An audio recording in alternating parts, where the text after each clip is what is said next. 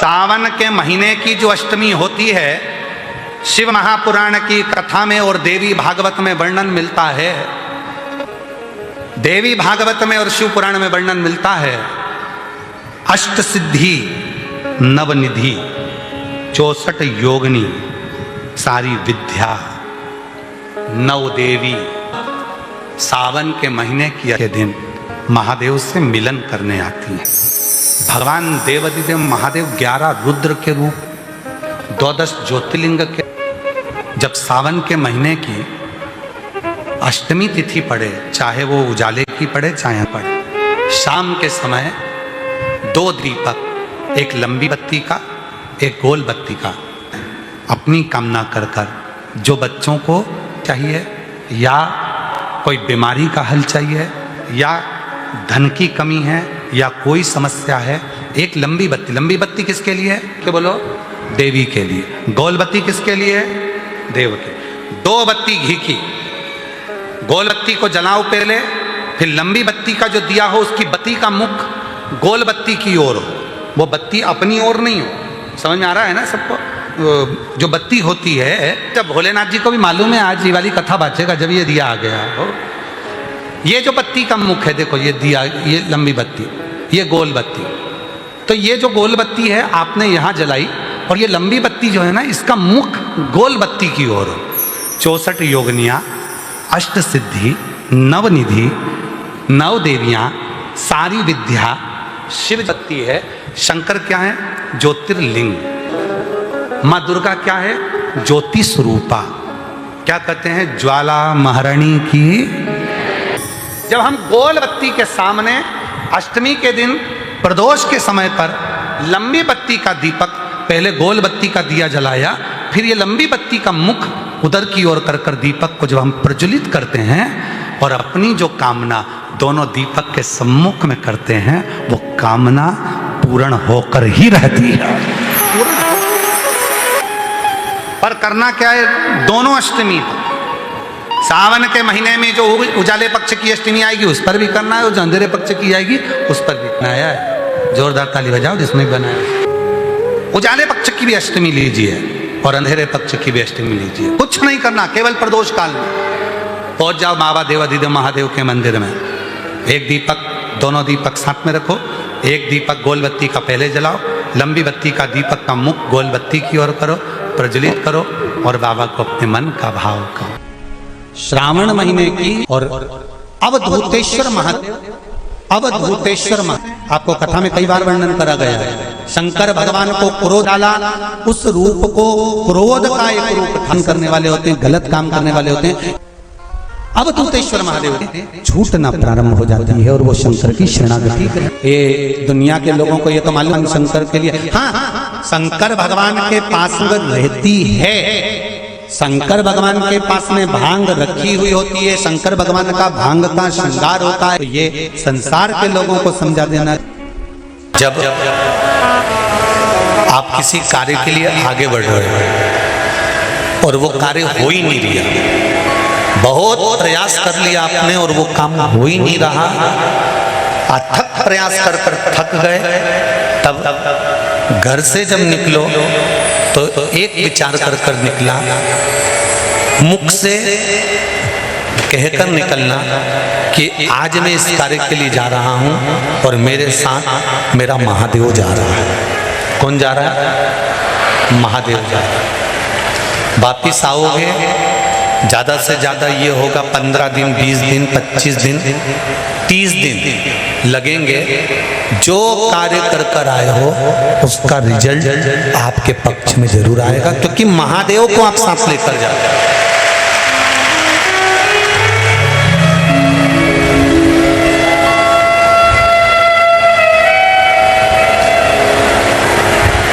अगर हमने किसी की निंदा कर दी है, हमने किसी की निंदा श्रवण कर ली है, हमारे मुख से हमने अपशब्द कह दिया, हमारे मुख से हमने किसी को ताना दे दिया, हमारे मुख से हमने किसी को गाली दे दी, हमारे मुख से हमने किसी को आड़ा टेढ़ा बोल दिया, तो दिन भर में कम से कम 3 बार या तो गंगा जी का स्मरण कर लेना चाहिए, हर हर गंगे, या फिर नर्मदे हर, और अगर ये भी नहीं कर सकते तो हर हर महादेव। 3 बार मात्र स्मरण कर लेने से जीव के मस्तक का जो पाप है वो क्षीण होने लगता है, समाप्त। तीसरे नंबर पर है भोले शंकर। बहुत तेज क्रोध आ रहा, 2 निर्णय पर आप बैठे हुए हो।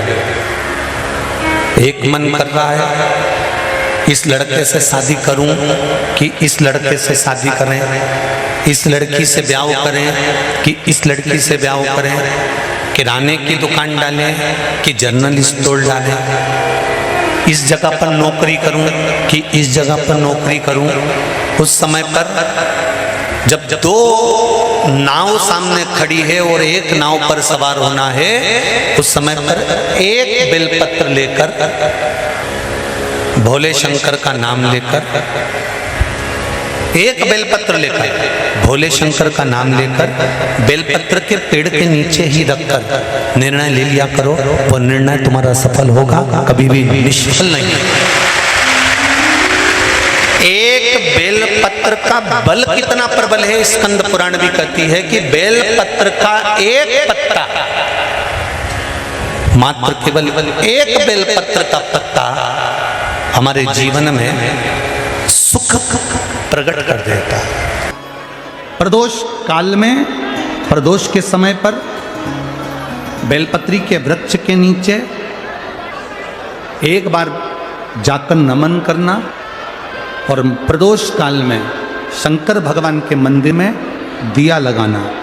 ये 2 चीजें अगर वो 3 महीना भी लगातार कर ले तो उसके जीवन में कभी कोई समस्या आ ही नहीं सकती, कोई दुख आ ही नहीं सकता। एक नियम बना, जैसे जिस नारी को, जिस पुरुष बड़े को चर्म रोग हो जाता है या चर्म रोग, उसको चमड़ी जब सफेद पड़ने लगे, या बेलपत्री के वृक्ष के जिस पात्र के अंदर हम शिवलिंग का निर्माण कर कर हम बेलपत्री के वृक्ष के नीचे उसका, और बेलपत्री के नीचे की जिस पात्र में गलाई जाती है उस पात्र के पानी स्नान और उसका स्नान करना, यदि हम तो प्रदोष जैसे अपन शंकर भगवान स्नान करना या लिंग की पूजन करना, पार्थिव लिंग की लगभग 2 शिवरात्रि निकलेगी महीने की, और बाबा जहाँ जहाँ से चमड़ी सफ़ेद हो रही होगी वहाँ वहाँ से धीरे धीरे बाबा अपने असली रंग को देना प्रारंभ कर देता है। इतना बेलपत्री के वृक्ष की पार्थिव लिंग निर्माण और पूर्ण, कैसा नीला कलर का पुष्प होता है, छोटा है थोड़ा हमारे हाथ में, ठीक है, पूरा फूल नहीं है, अच्छा दिख रहा है, और थोड़ा सा पास कर दो, ठीक गया। शंख पुष्पी, अपारिजात भी बोला जाता है इसको, ठीक है। हर हर एक पुष्प अपन कहते हैं हमारे भगवान देवाधिदेव महादेव भगवान शंकर को बड़ा प्रिय है। अब किसी से पूछा जाए, आप कह रहे हो कि शंकर भगवान को ये नीला फूल कंठ में, स्वयं मां जगत जननी ने 10 कंठ में रहने से विष की तपन के कारण उनका स्वरूप नीला पड़ गया, और जब उनका स्वरूप नीला पड़ गया तो भगवान देवाधिदेव महादेव ने कहा, सुनो पार्वती, संसार के लोग, भूमंडल में रहने वाला यदि कोई भी मानव जिसकी विवेकता, बुद्धि, विचार, सोच, ज्ञान थोड़ा सा भी अगर उसमें कम है तो वो सरस्वती का यदि आवाहन करे, माँ नील सरस्वती स्तोत्र का पाठ करे, माँ नील सरस्वती, यदि मान लो कोई माँ नील सरस्वती का स्तोत्र का पाठ नहीं कर पाए, आराधना नहीं कर पाए, साधना नहीं कर पाए, स्मरण ना कर पाए, अगर कोई बच्चा एक शंख पुष्पी पुष्प को समर्पित कर कर जलाधारी पर करता है और उस जल का आचमन कोई बच्चा नित्य प्रति करता है तो वो धीरे धीरे विद्वत्ता धारण करता ही जाता है। जो याद करता है वो भूलता नहीं।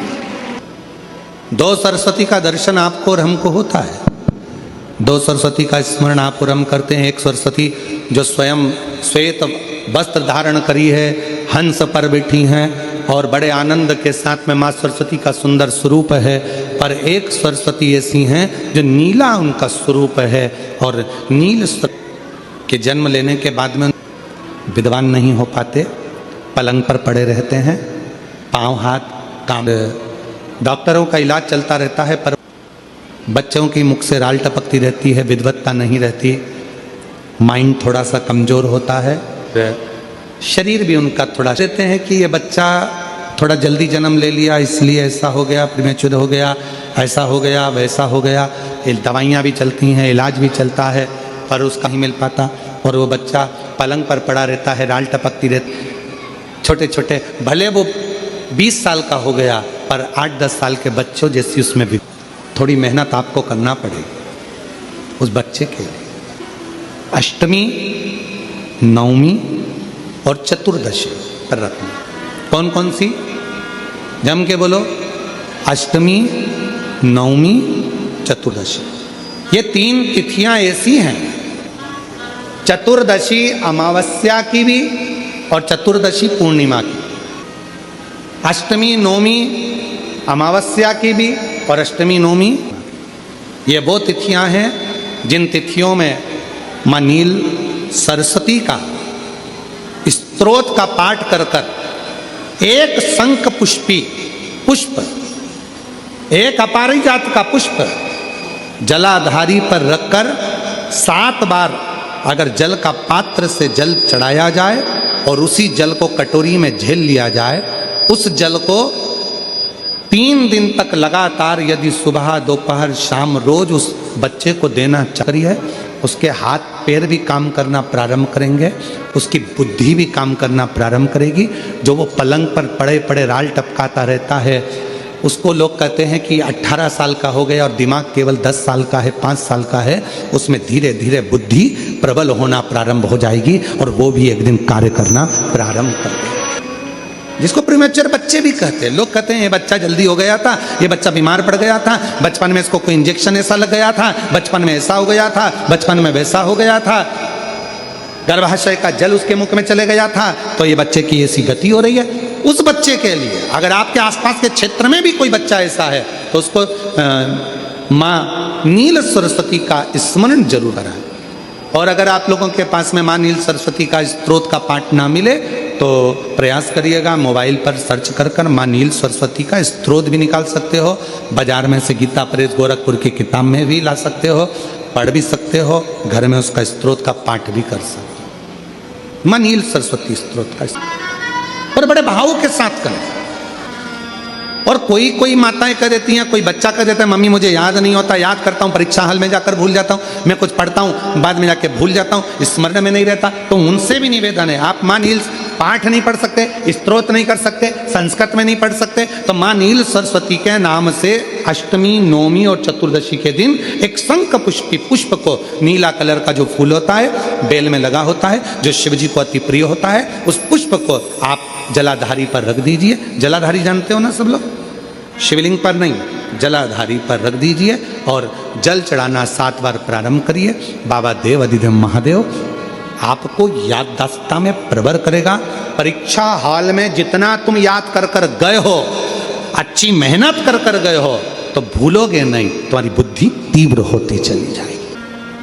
आजकल आयुर्वेद में आप लोग अगर आयुर्वेदिक दवाइयाँ लेते होंगे, आयुर्वेद वालों के पास यदि जाते होंगे, तो वो भी अगर बच्चा पढ़ने में कमज़ोर है, बुद्धि से कमज़ोर है, तो उसको शंख पुष्पी की चाय पीने का भी कहते हैं। भैया कह रहे हैं कि बाजार में वो चाय भी महाराज याददाश्त के लिए, उसको प्रबल करने के लिए शिव कथा कर रही है।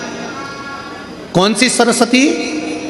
जम के बोलो, जम के जरा, पूरा तो नाम बोलो, माँ नील सरस्वती। तुमने डायरेक्ट कह दिया नील सरस्वती। माँ कौन लगाएगा? माँ है ना अपनी, तो उसका संबोधन पूरा होना चाहिए। कौन सी सरस्वती? माँ नील सरस्वती का स्मरण सुख